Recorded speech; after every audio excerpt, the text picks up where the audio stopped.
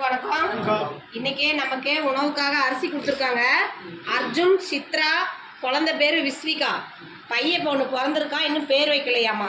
நமக்கு உணவுக்காக அரிசி கொடுத்த அர்ஜுன், சித்ரா கொடுத்த தம்பதிகளுக்கும் குழந்தை விஸ்விகாவுக்கும் நமது பாசமரக்கட்டளை பாசமுதலும் சார்பாக நன்றிகளையும் வாழ்த்துக்களையும் தெரிவிச்சுக்கலாம். உதவி புரிந்த அவங்க குடும்பம், தொழில், வாழ்க்கையில் அனைத்து செல்வம் பெற்று நீடூழி வாழ நமது பாசமரக்கட்டளை சார்பாக இறைவன்கிட்ட ஒரு பிரார்த்தனை வச்சுக்கலாம்.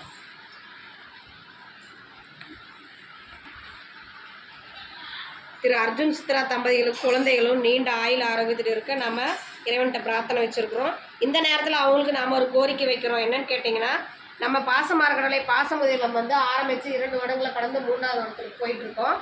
நம்ம சொந்தமாக இடம் வாங்கி கட்டடம் அமைக்கலான் இருக்க பெரியவங்களுடைய வாழ்வாதாரத்தை பெருக்கிறதுக்காக அதுக்கு தங்களால் முடிஞ்ச உதவி செஞ்சு தருமா இந்த நேரத்தில் நாங்கள் கேட்டுக்கிறோம்.